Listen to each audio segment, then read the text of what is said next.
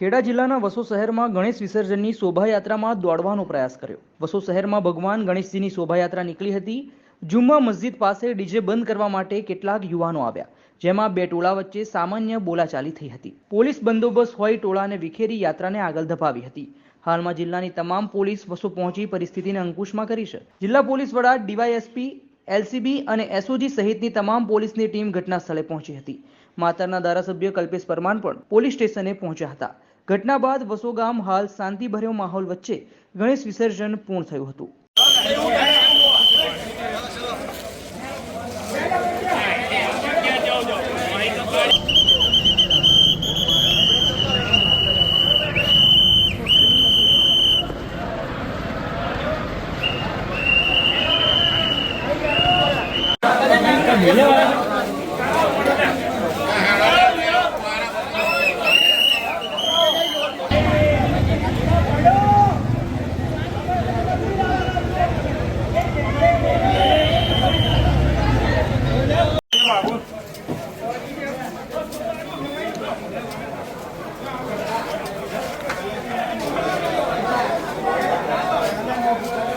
વસો ગામ જે છે ત્યાં આજે ગણેશ વિસર્જનના પ્રોસેશન ચાલુ હતા અને જે પ્રોસેશન સાંજના ટાઈમે જે જામા મસ્જિદ છે ત્યાં પહોંચતા જ્યારે પ્રોસેશન નીકળતા પોલીસ બંદોબસ્ત સાથે હતો અને એ દરમિયાન અમુક લોકો જે આ વિસર્જન પ્રક્રિયાની અંદર જે લોકો સામેલ હતા એમની સાથે માથાકૂટ કરેલી, તકરાર કરેલી કે તમે જે ડીજે છે ડીજે અહીંયા જ વગાડો છો, જાણી જોઈને વગાડો છો, એ પ્રકારની બોલાચાલી થયેલી, આમને સામને ગરમાગરમી થયેલી।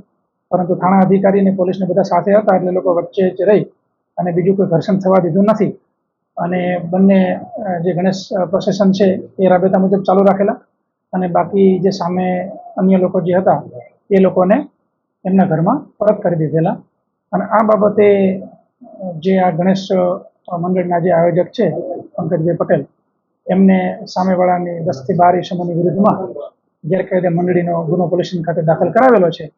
એ ગુનો દાખલ કરી અને આગળની કાર્યવાહી કરી રહ્યા છીએ અને સીપીઆઈ માતર જીએન પરમાર આ કેસની તપાસ કરી રહ્યા છે। ઘર્ષણમાં કેટલાક પોલીસ કર્મીઓને પણ ઈજા પહોંચી હતી માહિતી? ના, એ બિલકુલ ખોટી વાત છે। આવી કોઈ વાત નથી અને એકબીજાની વચ્ચે ઘર્ષણ પણ નથી થઈ શક્યું, કારણ કે અમને વિડીયો પણ મળેલ છે, એની અંદર અમે જોયું હતું જેની અંદર પોલીસ વચ્ચે જ ઊભી છે કે જેથી કરીને બીજા કોઈ પ્રશ્ન ન બને, એની અન્ય કોઈ અનિચ્છનીય ઘટના પોલીસની સૂઝબૂઝ અને ક્વિક રિસ્પોન્સને કારણે બની નથી। આયોજકોનો આક્ષેપ છે કે પૂર્વ આયોજિત કાવતરું હોઈ શકે છે અને ના, એ બાબતની તપાસ કરીશું, કારણ કે અગાઉ શાંતિ સમિતિની મિટિંગ પણ થયેલી, એમાં પણ બંને કોમના આગેવાનો હાજર હતા અને મસ્જિદ ખાતે પણ આગેવાનને હાજર રાખેલા હતા અને છતાં પણ આજે અમુક યુવાન છોકરાઓ છે એના દ્વારા આ જે કંઈ ઘટના બની તો એ બાબતમાં એ આગેવાનો જોડે પણ અમે ચર્ચા કરી રહ્યા છીએ અને જે કંઈ તપાસની અંદર કોઈ પણ મુદ્દો બાકી ન રહી જાય એ મુજબ તપાસ કરવામાં આવશે અને સીપીઆઈ માતરને આ બાબતની તપાસ સોંપેલી છે। ખેડા જિલ્લામાં અવારનવાર આવી ઘટનાઓ બને છે, કોઈ કનેક્ટેડ એકબીજાના ગામથી છે ખરું? ના, અત્યાર સુધી કોઈ પણ એવી બાબત નથી જણાઈ આવી કે એકબીજા સાથે કનેક્ટેડ હોય। તમામની અંદર ઇન્સિડન્ટ પણ જુદા છે અને ઘટના જુદી છે, વિસ્તારો જુદા છે। હાલમાં શું પરિસ્થિતિ છે અને કેટલો બંદોબસ્ત? બિલકુલ શાંતિ છે। હાલમાં અમારા ડીવાયએસપી, અમારી એલસીબી એસઓજીની ટીમ તમામ અહીંયા હોલ્ડ કરી દીધેલી છે, વિસ્તારમાં પેટ્રોલિંગ ચાલુ છે અને બિલકુલ શાંતિ છે। આગેવાનો જોડે મિટિંગ પણ થઈ ગયેલી છે અને એ લોકો પણ સમજદારીપૂર્વક એ ગામની અંદર સારા મેસેજીસ આપી રહ્યા છે।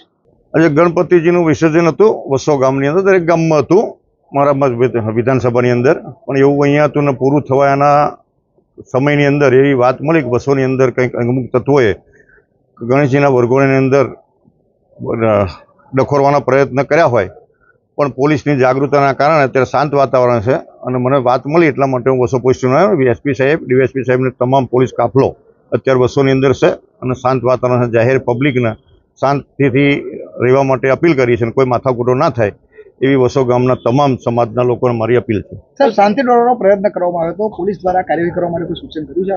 હવે એ ફરિયાદ થાય છે ને એ કાયદેસરની કાર્યવાહી કરવામાં આવશે। ઘટના મળી, મને જાણ થઈ કે વસોની અંદર એક સામાજિક તત્વો અમુક લોકો મુસ્લિમ હિન્દુનો વરઘોડો હતો એની અંદર શાંતિ સમિતિની જે ચર્ચાઓ થયેલી પરમ દિવસ એનું ઉલ્લંઘન કરતા જે એમનો કંઈક મસ્જિદ હોય ત્યાં આગળ વરઘોડો નીકળ્યો તે લોકોએ આ લોકોએ હુમલો કર્યો એવા સમાચાર મળે એટલે હું તાત્કાલિક પોલીસ સ્ટેશને દોડી આવ્યો। અત્યારે પરિસ્થિતિ શાંત છે અને કંટ્રોલમાં છે। હજુ સુધી એવી વાતાવરણ ચર્ચા છે પણ એવું કોઈ જાણવા નહીં મળ્યું, જોવા નહીં મળ્યું. એ વાત થઈ પણ મેં જે પોલીસ કર્મી જે પીએસઆઈ છે એમને વાત કરી તો કે ના મારે કંઈ એવો બનાવ નહીં બને.